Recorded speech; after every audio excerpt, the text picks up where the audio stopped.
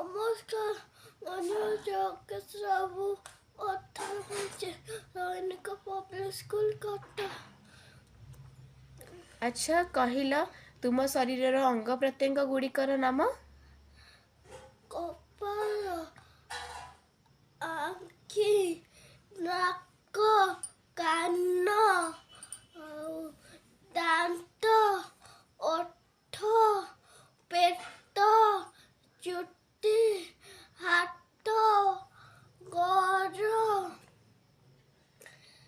हाँ नाक, एबे कुह कान। हाथर कार्य कौन? खाऊ लेखु पाठ पढ़ु। गोड़? चालू खेलु। आखि?